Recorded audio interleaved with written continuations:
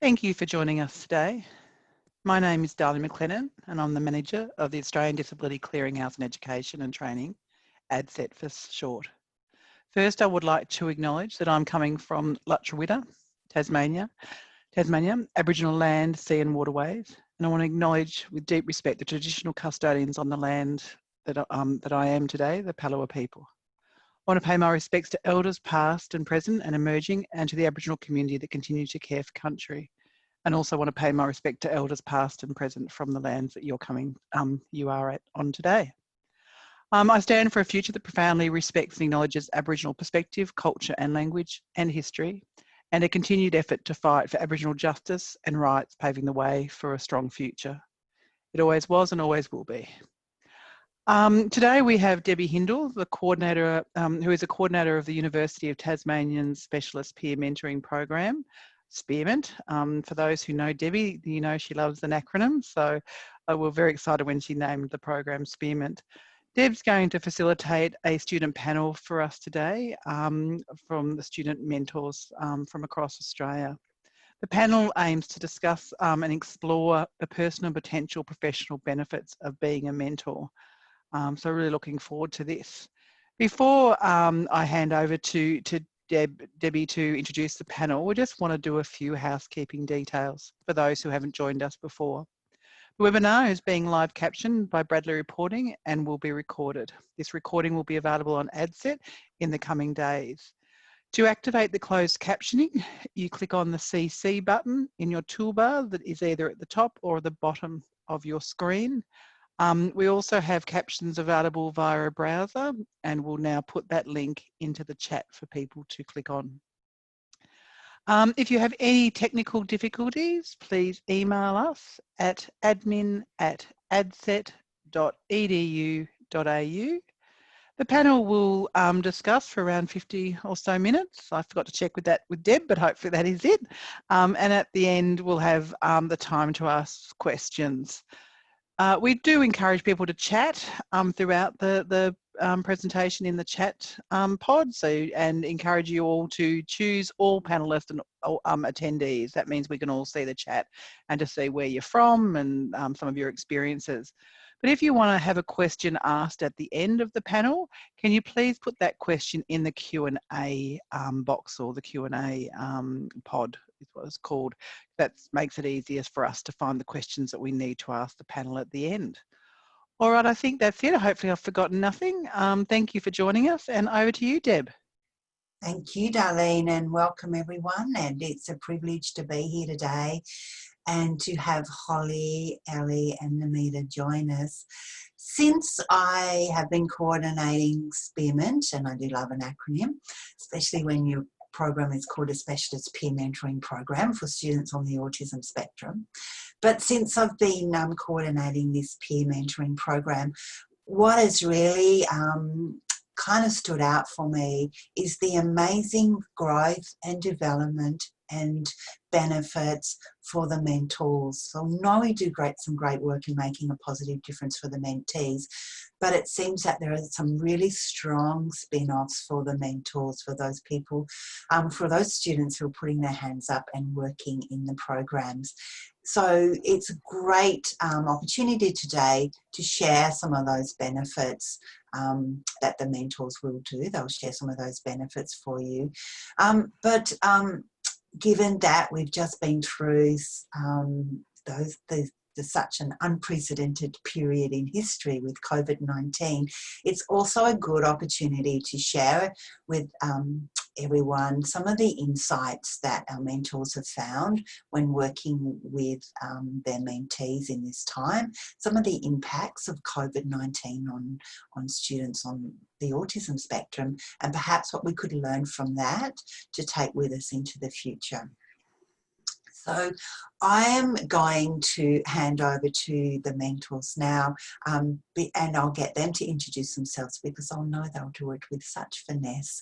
And we will start with Namita. Hi everyone, I'm Namita. I'm studying at Curtin University in Perth. I'm currently undertaking my honours dissertation in the Bachelor of Psychology. I have been a mentor for about 1.5 years. and I've mentored approximately 10 students in the span of 1.5 years. Yeah, over to you, Holly. Hi everyone, so my name's Holly. I am currently studying at the University of Tasmania in Launceston, Tasmania. I'm currently studying my PhD in psychology. I have been a mentor in the Spearmint program for just over 2.5 years now, and during that time I've assisted 5 students on the spectrum. Thanks, Holly. Ellie. Hey, my name's Ellie, or Eleanor. I just finished my Bachelor of Medical Science at the Australian National University in Canberra. I've actually only been a mentor for 1 semester now and only mentored 1 student, but it's been such a great experience and I'm really happy to be on this panel. Great. And you'll have this kind of intensity of experience, which will be a great addition. Yeah, especially during COVID.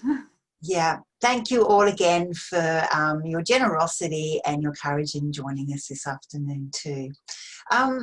For those who may not be really across what a mentor does and how a mentor program that supports students with on the autism spectrum works, perhaps, Holly, you could start off by explaining to our listeners what you do, what your role entails.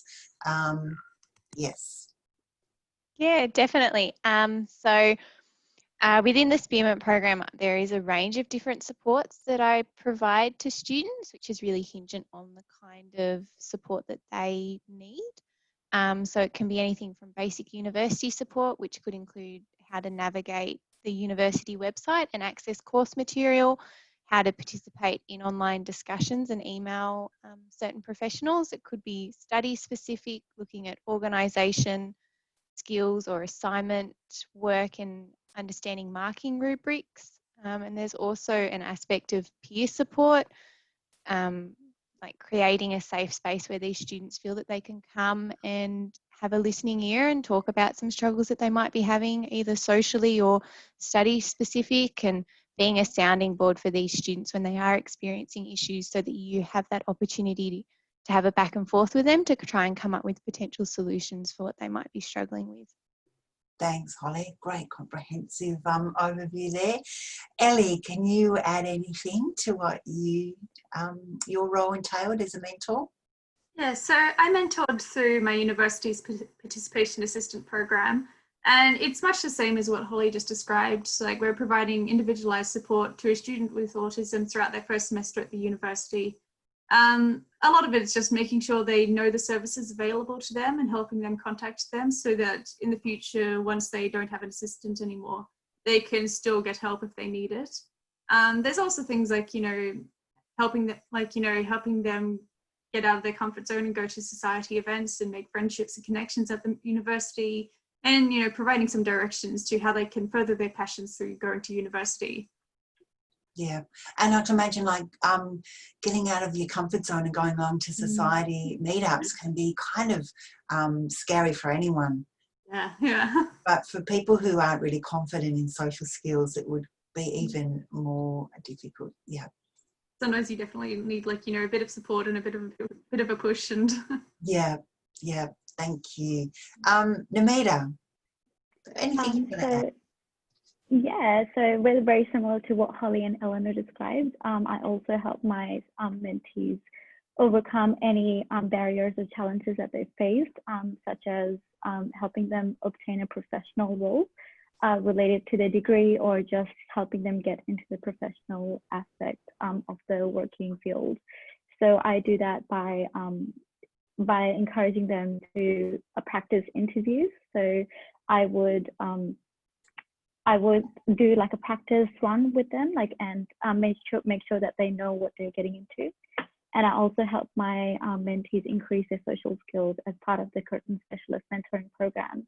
We also host a social group, which also helps them get out of their comfort zone, and I encourage them to introduce themselves to a new member of the social group every time they attend, just so they can increase their confidence and their communication skills. Thank you. Just needed to remember to turn myself off mute. So it sounds like there's a bit of theme of helping students get out of their comfort zone and providing that safety to do that. I know, Holly, you first started with saying that safe space, and Eleanor, you referred to it too about getting students out of their comfort zone to belong to society and other things. And Amita, you did that as well with that social skills. Yeah, so that getting out of the comfort zone, feeling safe enough to do that. And you know, sometimes I think that a lot of us would have friends and support to do that, but perhaps people on the autism spectrum are less likely to draw on those other friendship groups and support people in their lives to do that. You have to excuse my dog. She was told to be really quiet and to sit down, but she's decided not to. So we'll see. I'm going to ask the next question, and then I might have to open the door for her. Eleanor, I'm going to ask you. Tell me how you think that being a mentor has benefited you as a person. And if so, can you give me some examples? Yeah, I really loved being a mentor for the one semester I was doing it. I already had a bit of experience in this sort of area through volunteering at the local hospital, which involved working with some people with disabilities. But this made me realize that I really enjoy this area of work, and it sort of guided me into looking to doing, you know, a potential career in disability support, maybe through, you know, studying occupational therapy or just being a full-time disability support carer. Yeah. Thank you. So it's kind of reinforced with you what you want to do. Yeah, it's given me some direction in life. Yeah, good. Namita, how's it benefited you as a person? Yeah, so this has greatly benefited me as a person because being a mentor has made me more sensitive in the way that I present myself to students, as most of the students have been through a hard journey due to their inability to fit into the norms of the society. This has made me like more cautious as to how I present my body language and my verbal language, while keeping in mind their experiences and conditions. So this has also benefited me in how I communicate in the real world by being mindful of my language and when meeting someone that I don't know. Yeah, thank you. And, you know, developing that mindfulness about our communication and what we say and how we say it in our body language can take years. So it might be that this was really accelerated quite quickly for you. And I'm seeing that happen. It's quite a great acceleration of communication styles. Great. Holly. Yeah, so being a mentor has certainly benefited me as a person. I would argue making me a much more tolerant and understanding individual. By working with such a dynamic group of individuals, it has certainly shown me the importance of patience and understanding, that some individuals don't see the world as black and white as I do. Being able to empathise with these students, it has allowed me to appreciate some things that I may have previously taken for granted, such as, for example, university and how everything might seem straightforward to us, but when you put it in front of someone on the spectrum, it might not be as straightforward. So it's certainly shown me that the world isn't as logical as I once thought it was. Yeah, nice. And how do you think it's benefited you in your career? Namita, do you want to kind of share how being a mentor has given you either skills or qualities or another way of thinking that will be really beneficial for you in your future career pathway? Yeah, so being a mentor has definitely benefited my career pathway, as my aspiration is to open a not-for-profit organization where I can advocate, spread awareness, and take action for neurodiverse individuals in third world countries, where there is increased risk of stigma and marginalization for individuals with mental conditions in society. And the society is less tolerant of neurodiverse individuals. So being a mentor has provided me with the networks, the resources, and hands-on experience that I really needed to make this dream happen. I can also use my leadership skills that I've acquired as a mentor to ensure that I can guide and direct future mentors to provide support for neurodiverse individuals on the spectrum in third world countries. That's awesome. So actually you're taking your experience from Curtin University and really taking it out in the world in a really proactive way to better the experiences of people on neurodiversity, with neurodiversity, especially in third world countries. Yeah. And would you have had that kind of aspiration before you became a mentor? I had similar aspirations, but not quite that directed. So being a mentor has focused that aspirations on knowing exactly what I want to do. Before, I knew that I want to help people in third world countries and help people with mental conditions. But now it's just redirected my focus and provided me with the tools that I need to achieve that dream. Awesome, thank you. Made it very specific. Holly, what about you with your career aspirations? As you're kind of partway through a PhD, you're getting closer in one way. Closer and closer every day. So yeah, I would definitely say that mentoring has helped me in my career aspirations. Eventually, I'm hoping to end up doing some clinical work as a registered psychologist, as well as some academic and potential teaching in the future. Being in the mentoring program has definitely benefited all of these career paths, especially by being able to empathise with clients and students and develop a trusting and safe relationship is arguably one of the most important aspects in all of these roles, as well as recognising that not all students or clients will have the same needs. Both of these awarenesses and skills have certainly been developed in the role, especially being able to relate at an individual level with these students as opposed to just interacting with them based on their diagnosis. Yeah, so it's kind of getting beyond a diagnosis and knowing the person and interacting with the person. Definitely. Yeah, which sounds like it would be really beneficial both in academic research and teaching as well as in clinical psychology. Yeah, definitely. Yeah, thank you. Eleanor, you touched on before your voluntary work in the hospital and your aspirations in medicine field. Any way that you think that being a mentor has helped you and benefited you in those aspirations? Yeah, I think it's given me quite a lot of skills that would be helpful in those careers, like, being able to think a little bit more flexibly to, make solutions that help these students, adjust better to things like university and life. And yeah, and like I said before, it's really given me a direction as to what I might want to do now that I've finished my degree, because I think I really would like to continue in this aspect, in this part of work. But also I just wanted to say, Namita and Holly, your aspirations sound amazing, and I'd love to hear how you go with that. Maybe we need to follow up in about 3 years' time to see how it goes. Yeah. And I just wanted to share, coincidentally, and this is one of the joys of coordinating a program such as this, one of my mentors from last year sent me an email this morning. She's applying for a Rhodes Scholarship and asked me to be a character referee. And like you, Ellie, she said that being a mentor has given her so much direction, and has been one of the most impactful things that she's ever done. So she knows that she's really wanting to follow a career in children, in looking at child development. Yeah, like it sounds cliche, but it is an incredibly rewarding experience.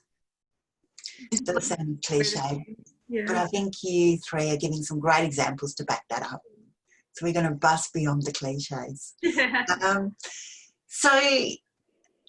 Tell me then about, I'm interested about the COVID impact. So first tell me about how it might have impacted on the way that you worked as a mentor and your role as a mentor and how you supported your mentee. And I think, Holly, we'll start with you. Yeah, so COVID has certainly impacted that mentoring role. The largest impact, I would argue, is having to move our sessions online and not being able to meet face-to-face on campus anymore, and not being able to physically work through tasks with students has been a significant change. Not being able to share a table with a mentee and collaboratively screen through their coursework and requirements and assignments is a significant impact. While there are some facilitators for this on the computer, it's just not quite the same being able to grab out a pen and go through things with them. it is really losing that face-to-face connection with mentees that has been the biggest impact on mentoring since COVID-19. Okay, thank you. What about you, Namita? What did you find the biggest impact? Similar to Holly, I did find, the biggest challenge was meeting online, but I found that my mentees also, due to COVID, their procrastination levels increased drastically while working at home. As students with autism, or just students in general, often tend to associate the environment of university with the studying environment, and the environment of home with the relaxing environment and playing games and things like that. So I found that I had to frequently check up on them and make sure that they were keeping on top of their assignments, and while other times I have to provide, they experienced more added pressure with meeting the deadlines while working from home. So I had to ensure that I was keeping on top of them. I had to increase my organizational skills to make sure that my mentees were also meeting the deadlines, or even talking to the unit coordinator to ensure that the deadlines could be pushed back so they could meet this during these uncertain times. So did that mean there were just a few extra little checks that you needed to do with your mentee in the week, and things you need to be aware of? And I know Curtin runs a really successful social group that you talked about before, you mentioned in the beginning. So what impact did the physical distancing have on that social group? Did it still meet? Did they manage to meet via Zoom, or was it put on hold? Yeah, so we were actually very happy to announce that although a lot of mentees that attended the social group, they really enjoyed being part of that program because it allowed them to engage with other people and increase their confidence and communication skills. So when that stopped, they felt very disappointed that they had to experience yet another change in their life. So along with a few mentee coordinators and mentor coordinators, along with myself, we were able to arrange an online social group via Discord so they can still keep that routine going.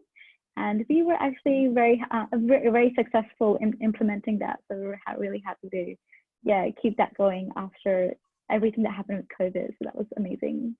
Fantastic, awesome. And maybe someone might ask you a bit more about that because it does sound really interesting. Ellie, now for you, you started mentoring as COVID hit. Did you get to see your student? You did, didn't you? You got to see the student you were supporting a little bit before? Yeah, we had about a month of meetings before everything started shutting down. And yeah, like everyone else has said, there was definitely an issue with, getting used to having meetings online. I think they did prefer having the meeting over Zoom instead of going face to face, because I think it was just a bit more comfortable for them. But there was definitely issues like getting used to screen sharing instead of looking over each other's shoulders at what they're doing. And getting used to forwarding emails to each other instead of just showing them what's on my computer. But yeah, I think one of the major issues that we had was that since there were no in-person tutorials and there were practically no social events running, it definitely made it more difficult for me to sort of help them make friendships and connections at the university, and made it more difficult for me to get them a bit used to the social aspect of classes. Because I know my mentee was definitely having some issues with tutorials and getting their ideas across in tutorials, and since they moved online, the whole dynamic of tutorials changed. And yeah, I'm definitely a little bit concerned about how it's going to go when they return to normal tutorials, but yeah, I'd like to keep an eye on that and see how that goes, but I'm finished university now, so yeah. Pass that on to someone else. Yeah.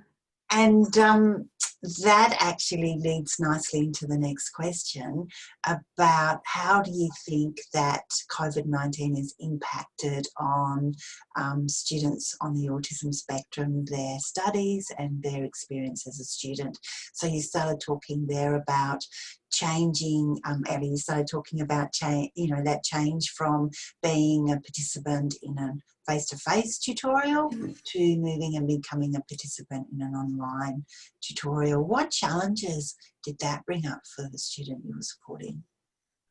It was actually the kind of like, you know, the opposite of it being a challenge, because they found that over Zoom tutorials, people would be talking less, so that it was easier to, you know, butt in and get your idea across. Because in the face-to-face tutorials, people just like, you know, talk at each other for ages, and it's not very easy to get a word in. But over Zoom, people were a little bit more awkward. So it's a lot easier just to get your idea in. But then the other side of that is that when things do return to normal tutorials, they might not have that experience of getting used to the normal tutorial dynamic.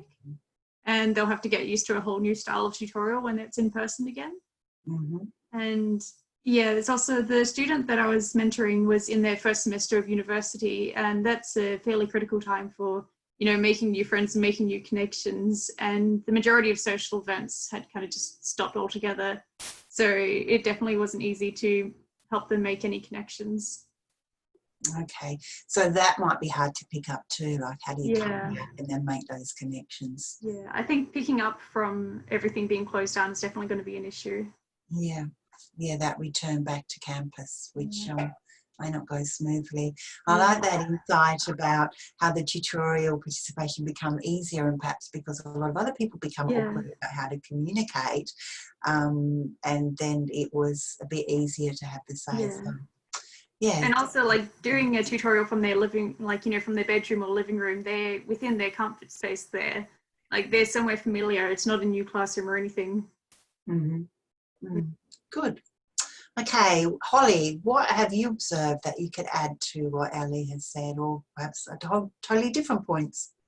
Yeah, so just picking up on something that Ellie said, it was really interesting how you said tutorials became easier for your mentee. I actually had the opposite effect happen for one of my mentees, because the class that they were in, everyone just seemed to want to talk and they didn't really know how to interrupt in that kind of a setting. So it's interesting to see like different dynamics and how that plays out.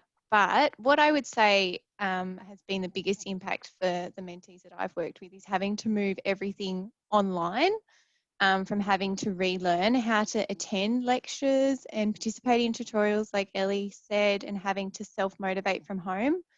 That need to establish a routine for them was challenging at first, especially one of my mentees who would use coming to campus as a tool to remove that distraction and stay focused on their work. Additionally, for mentees not being able to speak to those who support them face-to-face, either being myself or other professionals or academics, has been something quite challenging. So I know with one of my mentees, if they had a question for their lecturer, it was really daunting emailing them, but they just hang around at the end of the lectures and ask their questions. But having to go from being able to do that to having to build up the courage to either ask something in a tutorial or to email their lecturer was quite a challenge for them. Yeah, thanks, Holly. And I like that point about, and I think Namita also raised it at the beginning of this chat, that being on campus equaled being a uni student. Being at home did not equal being a uni student. So making that adjustment and changing that that binary definition was quite challenging. Namita, is there anything more you want to add about that, and anything else that you observed about studying from home for the students on autism spectrum? Similar to Eleanor and Holly, like I think they pretty much covered all of it, but just additionally, with my mentees, they generally tend to, you know, ask their, like Holly said, hang back in classes and ask them questions and things. But this hasn't been just a drastic change for the mentees, but it's been a drastic change for the teachers and the lecturers as well, as many times that they've had a hard time, you know, navigating the online Zoom, you know, tutorials, or, you know, trying to find a way to get the students to hang back in like a separate chat or something. My mentees tutors had a little bit of a hard time, technical difficulties dealing with all of that. So this kind of raised their anxiety, and this kind of encouraged them to drop back some of their units as well. But yeah, other than that, it's been a very challenging time for all of my mentees, especially doing it all online instead of face-to-face. Did all your mentees manage to make it through first semester and they enrolled in second semester?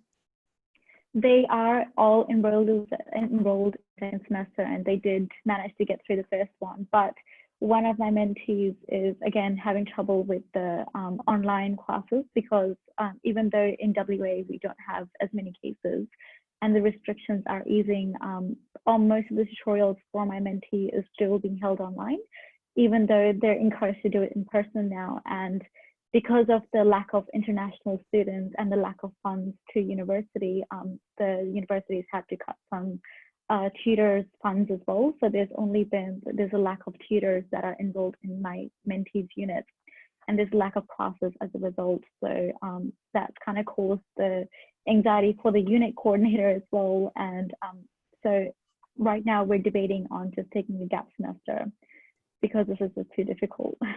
Yeah, that's a pity. And I suppose it does raise that issue that many of us experience in the sector. It's a time of great uncertainty and disruption for all of us. And often, you know, when you're working in the sector, you're trying to juggle that as well as supporting students. And if you're supporting students who are finding that disruption even more, you know, raises more anxiety, that compounds it as well. So, given what you've all observed about the impact of COVID-19 on the students that you're supporting on their study and their student experience, is there any advice that you would give to academics or other staff in tertiary education about supporting students on the autism spectrum? Now, this could be during times of COVID and beyond. Holly, we might start with you. Yeah, so I would say during COVID and beyond, in a more broader sense, I would say the biggest thing as a tertiary educator you could do is to be flexible with these students. The most important thing that you could do is just connect with them and let them know that you are available to chat if they have any concerns, even if that can't be in person, like at the current point in time.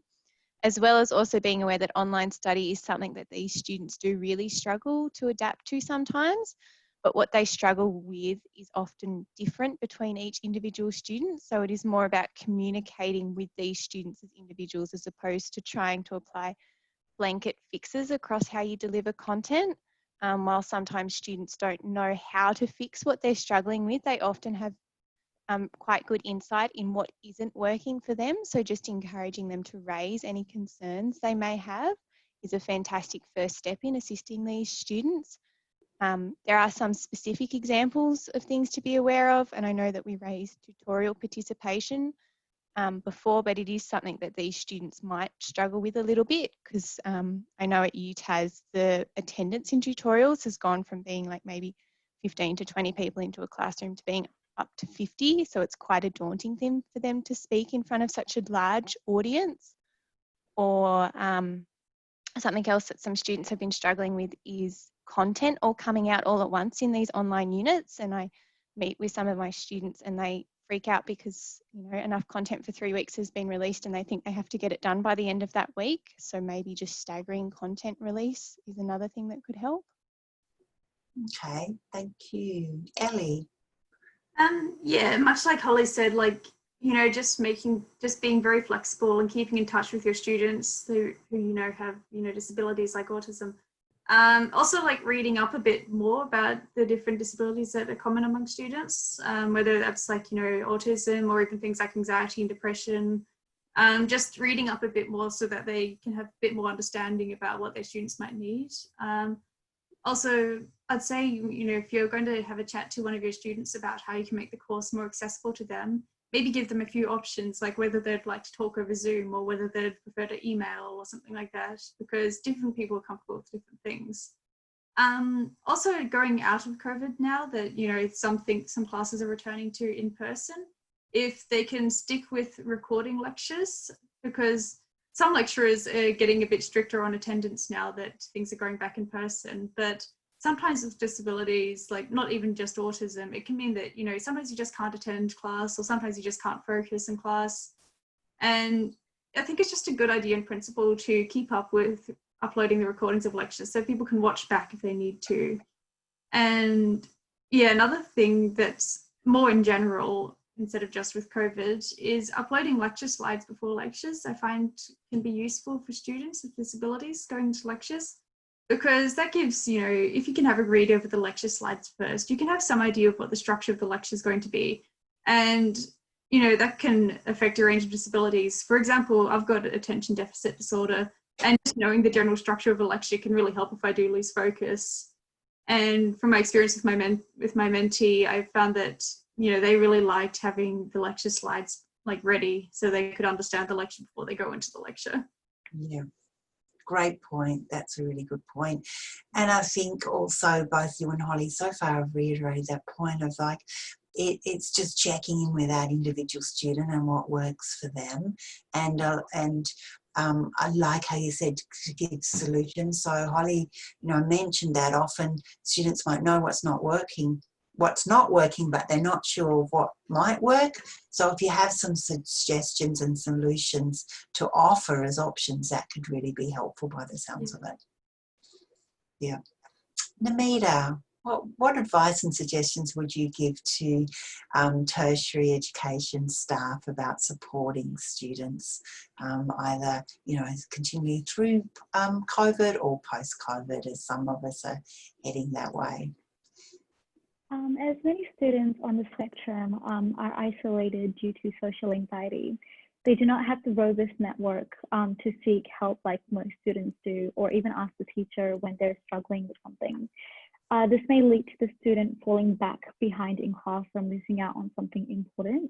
I would suggest actively approaching the student when they're in class, or encouraging them to stay back, or even make an appointment to avoid drawing attention to them, so the student doesn't get embarrassed either, to ensure that they have understood everything that has been taught, and if they would like any further clarifications on anything, or checking up on their assignment progress, especially during COVID, when a lot of students have been falling behind. So they can do this by providing very clear instructions or clarifications, and being as succinct as possible, and removing any ambiguity related to the instructions, and providing as many in-depth detail as possible, because a lot of students struggle with the ambiguity related to assignments, and even the smallest details can help them go a lot further than otherwise. For example, like when they're in group assignments, there's a lot of ambiguity around what is required of them or what is expected of them being part of the group. So something that tertiary education staff can do this is by either assigning specific roles or tasks to each student in the group that the student on the spectrum is involved with. So the student has a clear idea what is expected of them, and they know exactly what to do. And alternatively, if that is not possible to do, you can either assign students that are familiar the student on the spectrum to the group that they're involved with, just so they feel more at ease about the group assignment, and they can ease up on any clarifications and provide them with the people that they're familiar with.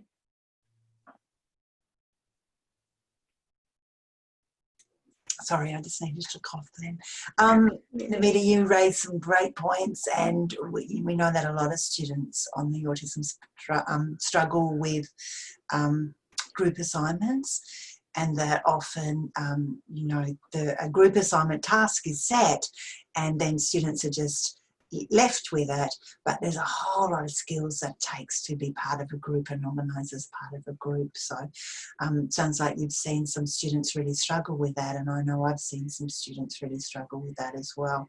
So I love your suggestions about allocating certain roles and giving some really clear and specific kind of suggestions and non-ambiguous or unambiguous expectations and text for that. And ambiguity is something else that you raised. What an interesting word, ambiguity. And also, you know, we think that what we write is really clear, but then, you know, you read it through eyes that don't see such clear or don't make assumptions, and it really, you know, it's like, yes, of course I can, I'm confused with that. And it's really interesting that often our mentees will bring something to their mentors and say, I don't get this, I don't know what they want, and our mentors will read that and go, I don't get it either, I can understand why you're confused. So it's a really good check. I think we need someone to sometimes just to run things past and do it a check. And we know that if we get things more clear, less ambiguous for our students on the spectrum, it is really actually going to make sense and clarify things for everyone. So some great points there. Now we've got probably got 15 minutes, and I know we've got 6 questions in our Q&A that I haven't looked at. Darlene, are you still there? Is there anything that you want to start us off with? Yep, thanks, Deb. I'll give you a chance to read through them. One of the most popular questions was, what type of online platforms did you find beneficial to maintain mentee-mentor communication sessions and accountability? Does anybody want to go first for that one? So that could either be the online platform that you used yourself in your role as a mentor, or any that you observed that academics were using. I assume that would answer the question. Who wants to go first? Yeah, Namita. Thank you. I found Zoom was very helpful because Zoom was really reliable, especially since they extended the 40-minute limit and they made that unlimited minutes of contact. So that was really helpful. And I also found Discord as well if you wanted to play games or have that little social time with your mentee.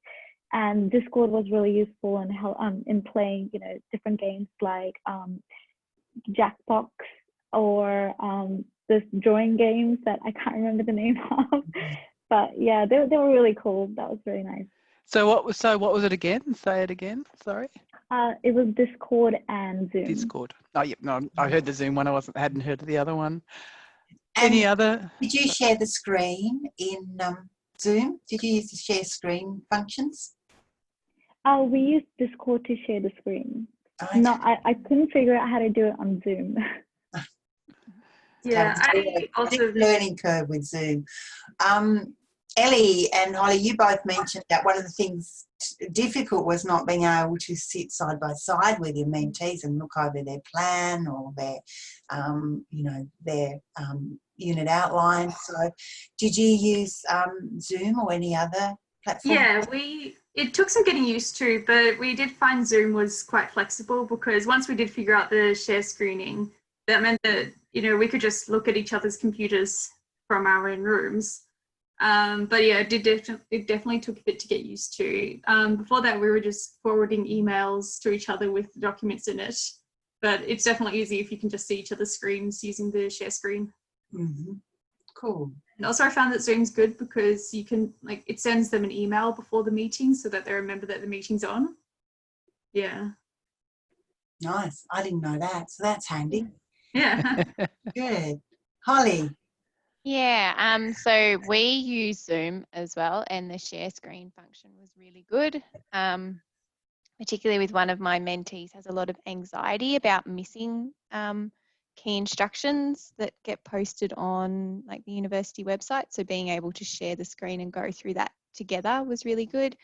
And they also had there's quite a lot of formatting requirements in first year psychology assignments. So being able for us to both, like for me to have a look at their assignment on my screen and show them how to change the formatting and then to follow along on their own computer was really beneficial as well. Good. I know Zoom became our lifesaver a bit, didn't it? Did you notice any platforms that academic staff were using with your mentees? No? That's okay. That's fine. So, Deb, one of the other questions, it's probably more of a question for you. Are you aware of any mentoring programs for students on the spectrum and within the TAFE system? I know that there are a few TAFE systems TAFEs who are really keen to set one up, and I know that some TAFEs have tried mentoring programs, probably a little bit of a different model than what, say, Curtin, UTAS and ANU are using, and the local one here just didn't continue.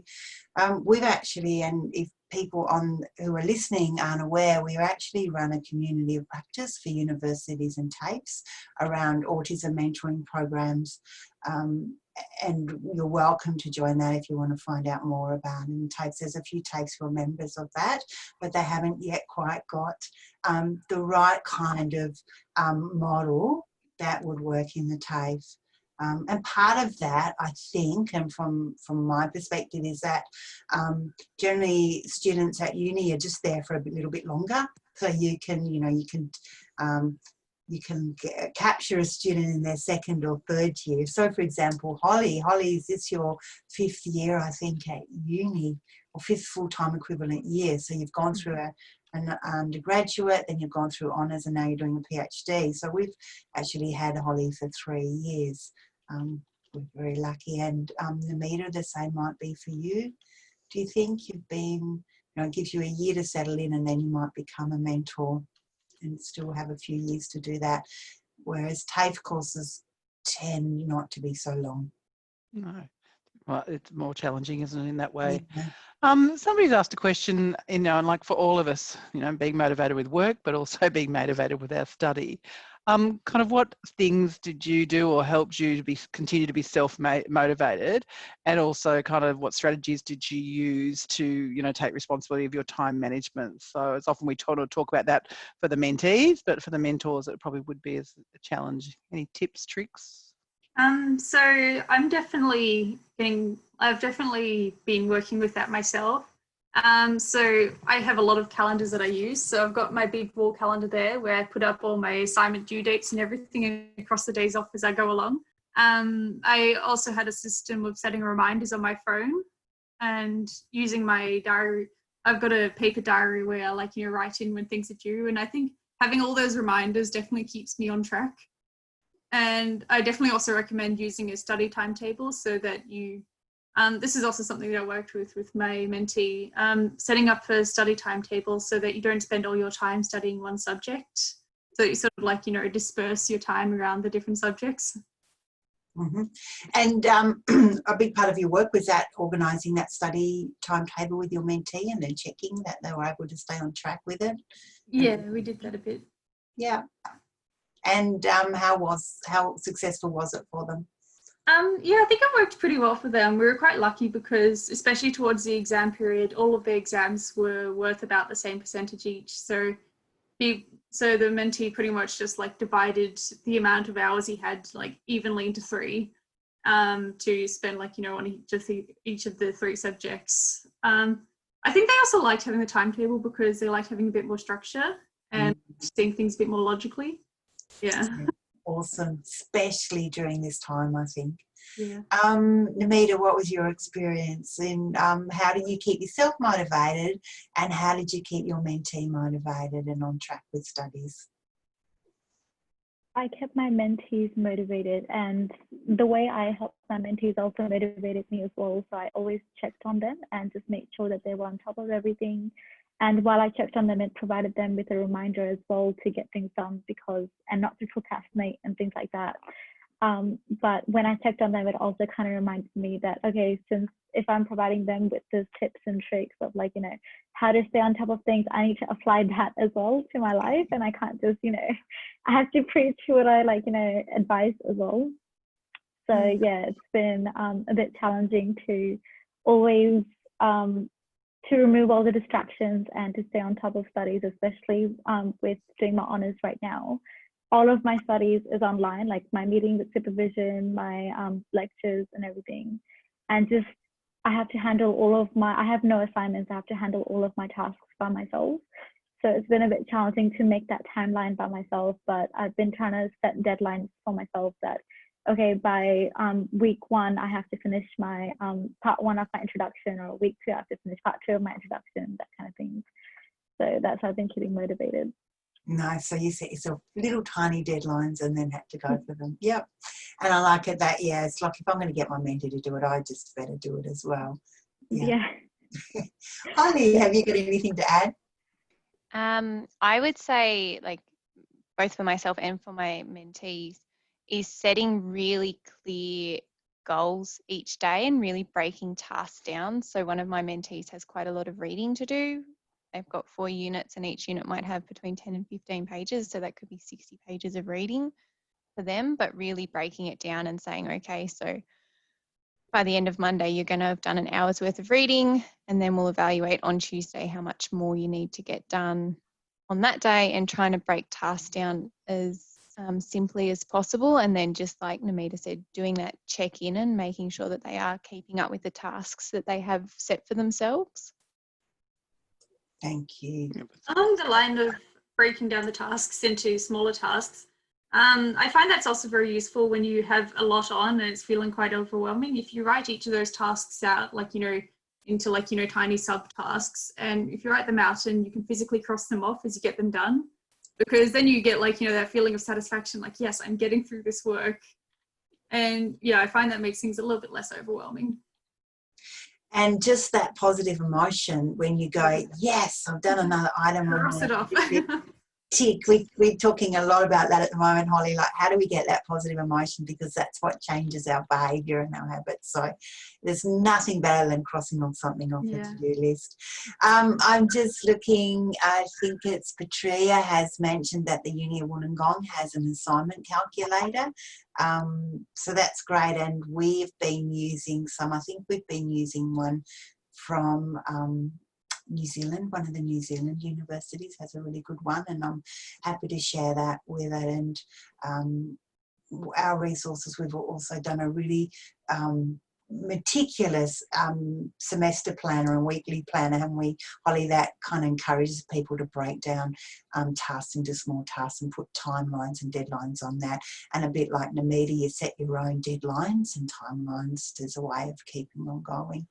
Excellent. So Deb, there's probably just 2 more questions. We're running out of time. One of the, I think, important ones was, how do you handle mental health issues that may arise that, you know, probably have, you know, may have already existed for the students? Have any of the mentors got any experience in that and can provide us some feedback? Thanks, Darlene. Who would like to comment on that?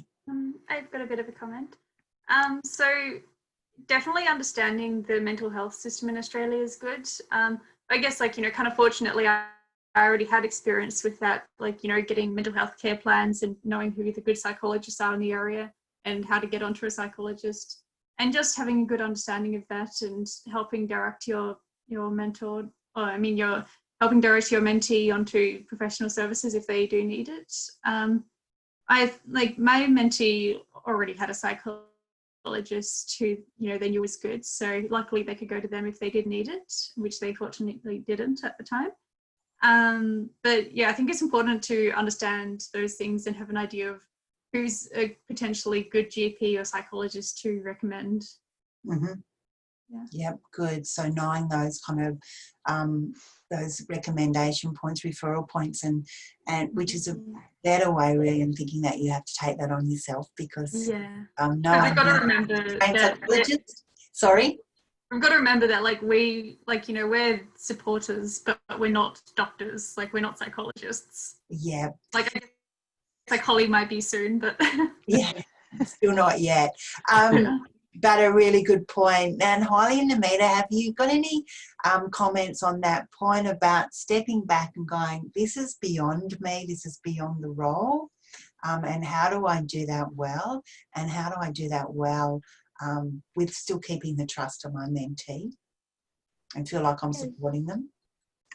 So just on the mental health notes, like how if the mental health, I find that if it's getting worse due to the COVID situation or because of the university, that's where my obligation is to help them, or, like, you know, or find alternatives to help ease their anxiety, like, for example, group ambiguity around the group assignment, or the lecturer is not getting back, then I would step in and help them figure out alternatives that, such as contacting unit coordinator, or arranging a meeting with the tutors to make sure that they're getting appropriate help. If it's outside of the university, or if their mental health is just getting worse, even though we've tried to figure out the alternatives, then I would suggest that they seek professional help, or they seek the university psychology services, or things like that, which is definitely beyond my help. Yeah, thanks, Namita. So it's kind of giving that practical advice, and when it goes too far, encourage them for that seeking professional help again. Holly. Yeah, so very much what Ellie and Namita were saying was just being aware of where your boundary is. And like I had a mentee, for example, that was coming in with quite a lot of anxiety, which was more to do with learning online as opposed to something deeper. So we could sort of manage that within our session of, okay, this is how you use the different tools that you've got.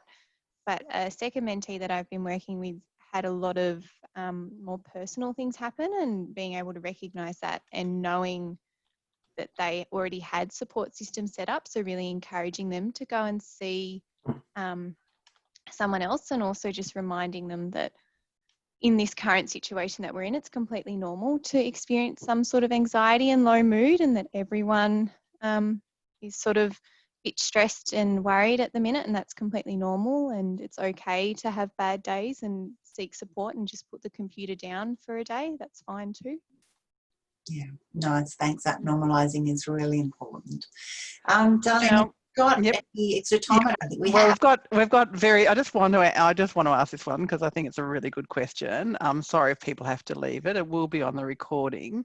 It's just, have you received any roadblocks from academic or teaching staff when you've needed to contact them in relation, on behalf of the mentee, or if you're doing some of that kind of negotiation, and how have you overcome that if that's happened?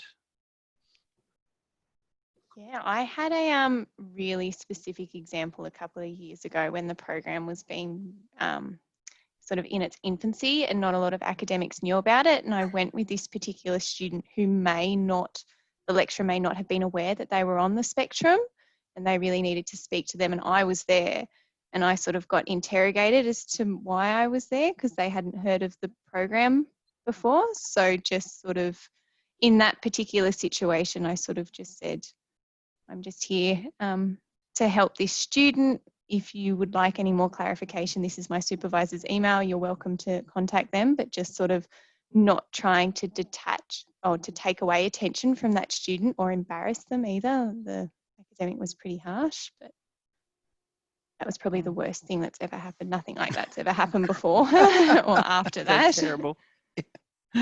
Yeah. So generally, Holly, you find that the academics are really supportive once they know who you are, your role, and do what they can to assist the mentee?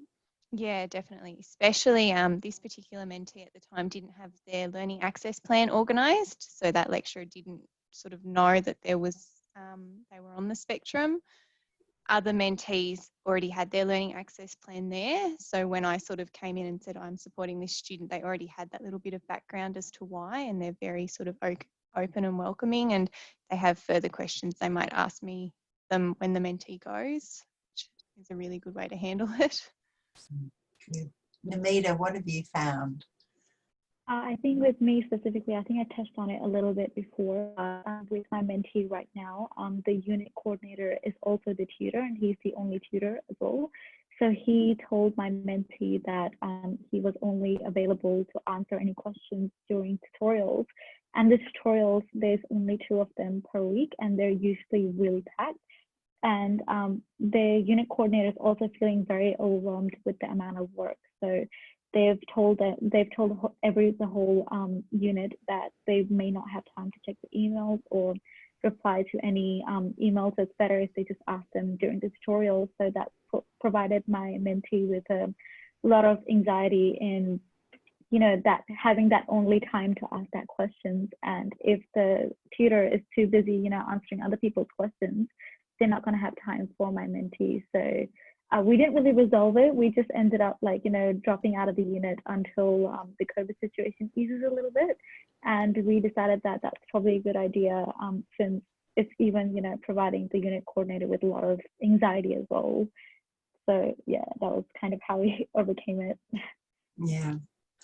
All right, might be time to finish up. Thanks, Deb, for allowing that last question. That's okay. Our pleasure. I'll just hand it over to you to finish up then. All right. All right. But Thank you. Before you do, I should just thank Namita and Holly and Eleanor so much. You've contributed some great insights and sharing your experience. So thank you. Now I'll Thank have you for inviting us. Thank you for having me. Yeah, it's always so powerful. We find that hearing the student voice is so powerful for the sector, for the disability sector in the tertiary area. So thank you so much for giving your time. I know there's been a lot of work in the back end before we got to here, and I really appreciate that you've given that time so freely to share your knowledge and wisdom. And also thank you to Debbie for doing such a fabulous job facilitating. And thank everybody for their great questions. It was fantastic to see some of those wonderful questions coming through. And we were already getting some great feedback on the chat about how impactful it has been for people. So have a good rest of your day, everybody, and thank you for joining us. Thank you. Thank you. Thank you.